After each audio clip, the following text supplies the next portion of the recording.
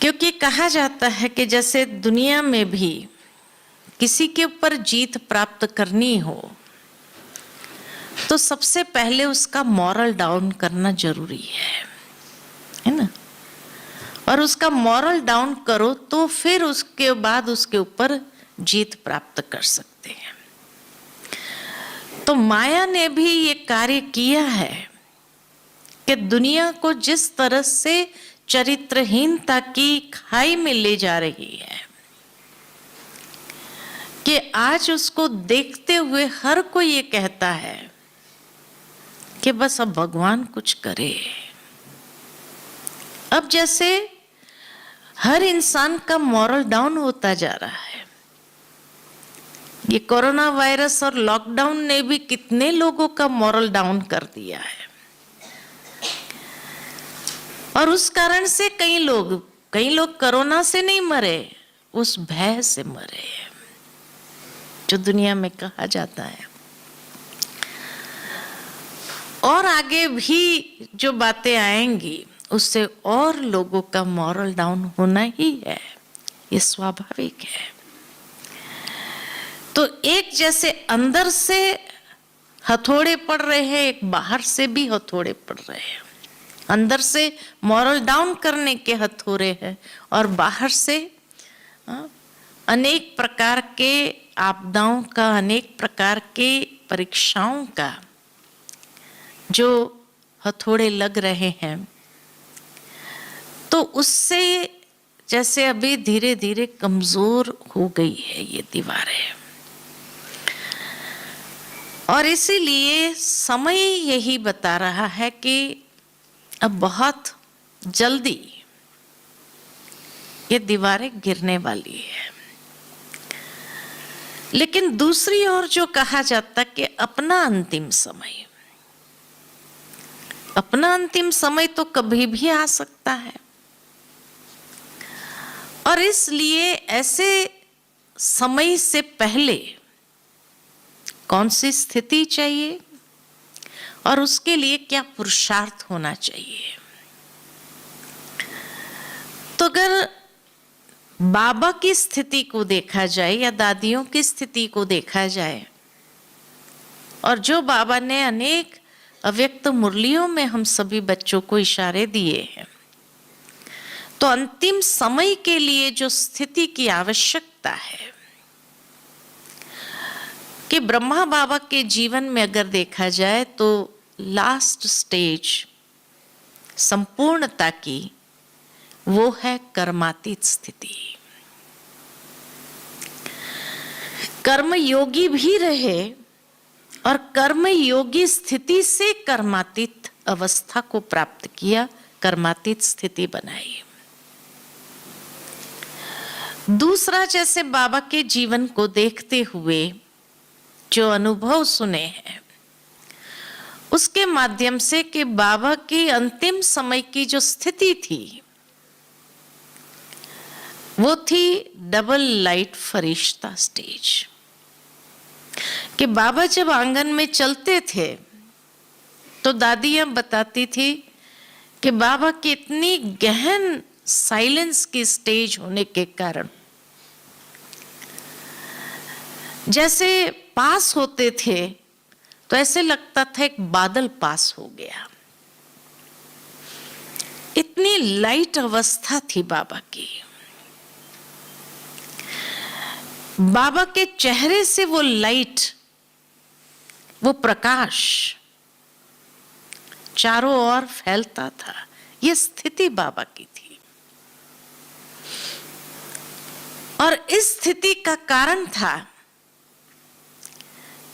कि बाबा ने कैसे ये स्थिति बनाई, उसके लिए क्या अभ्यास किया, क्या पुरुषार्थ किया, जो बहुत काल का अभ्यास था बाबा का। तो जब दादियां सुनाती है कि बाबा को हम कोई बात सुनाने जाते थे तो कभी कभी ऐसा लगता था बाबा है ही नहीं, हमारी बात नहीं सुन रहे हैं। लेकिन जब बाबा से पूछते थे बाबा हमने जो सुनाया आपने सुना, और बाबा पूरा एसेंस बता देते थे। क्या बच्चे ये बात आपने कही, क्योंकि बाबा इतने सार स्वरूप में स्थित हो जाते थे कि बच्चों के बातों का सार कैच कर लेते थे, और जो विस्तार की बातें थी वो बाबा अनसुना कर देते थे। तो डबल लाइट स्टेज का आधार था सार स्वरूप का अभ्यास, व्यर्थ से ऊपर। व्यर्थ में बाबा के तो वैसे भी संकल्प नहीं चलते थे, वैसे भी बाबा व्यर्थ से सदा मुक्त रहे। और बाबा को फुल स्टॉप लगाना बहुत आसान था, क्योंकि कभी क्वेश्चन मार्क उत्पन्न ही नहीं हुआ। हम लोगों के लिए डिफिकल्ट इसीलिए लगता है क्योंकि बीच बीच में क्वेश्चन उत्पन्न हो जाता है, इसीलिए उस बिंदी लगाना, बिंदी बनना मुश्किल लगता है। लेकिन बाबा का बिंदी लगना और बिंदी बनना बहुत सहज, नेचुरल था, क्योंकि बाबा के जीवन में कोई क्वेश्चन ही नहीं था। भले बाबा के सामने कोई एग्जाम्पल नहीं था, लेकिन उसके बावजूद भी बाबा को क्वेश्चन उत्पन्न नहीं हुआ। हमारे सामने बाबा, मम्मा, इतनी दादियां एग्जाम्पल होने के बावजूद भी, इतनी बाबा की अव्यक्त मुरलियां, साकार मुरलियां अध्ययन करने के बावजूद भी हमारे मन में अनेक सवाल है। और इसीलिए इन सवालों में, इन टेढ़े रास्ते पर जब जाते हैं तो बिंदी लगेगी कहां से। परम आदरणीय गुलजार दादी के जीवन में बाप समान स्थिति इसीलिए क्योंकि उनके जीवन में भी कोई क्वेश्चन ही नहीं था, कोई सवाल ही नहीं। क्या हम सबसे पहले अपनी स्थिति ऐसी बनाएं, नो क्वेश्चन? ये हो सकता है? जिस दिन हमारे मन में कोई सवाल नहीं, उस दिन हमारी बिंदु रूप स्थिति सहज बन जाएगी। और इसीलिए बाबा ने कई बार ये इशारा दिया, बच्चे आदि का पाठ सो अंत का पाठ।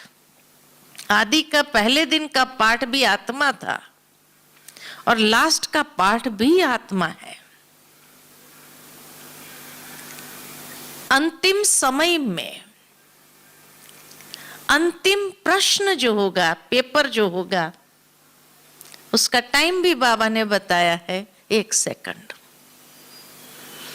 और 1 सेकंड के लिए तो बिंदी स्थिति ही चाहिए, बीज रूप कहो, बिंदी स्थिति ही चाहिए। अगर उसका अभ्यास नहीं है तो अंतिम समय में, उस स्थिति में 1 सेकंड में वो स्थित होना मुश्किल हो जाएगा। वो एक हंसी की बात याद आती है कि एक बार एक व्यक्ति को कहा गया कि भाई अंतिम समय भगवान का नाम याद रहे, उसका बेड़ा पार हो जाएगा। तो उसने सोचा अंतिम समय भगवान का नाम याद रहे तो उसके लिए क्या करूं मैं। तो उसने सोचा अंतिम घड़ी तो बच्चों की याद ज्यादा रहती है, तो ऐसा करता हूं मैं बच्चों का नाम ही भगवान के नाम से रख देता, है ना। तो एक का नाम राम रखा, एक का नाम कृष्ण रखा, एक का नाम शंकर रखा। 3 बेटे थे, तीनों का नाम रख दिया, ताकि बोले सारा दिन उनके नाम बुलाने से और अंतिम समय अगर वही नाम मुख से निकला तो नेचुरल है कि गति सदगति हो जाएंगी हमारी। तो सारा जीवन तो बच्चों को इसी नाम से बुलाते रहा, पक्का भी कर लिया अंदर में, लेकिन और अभ्यास भी तो साथ में होते हैं। तो जब उसकी अंतिम घड़ी आई,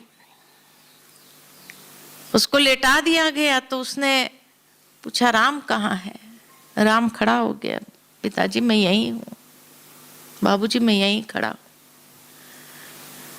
अच्छा, फिर कृष्ण कहाँ है?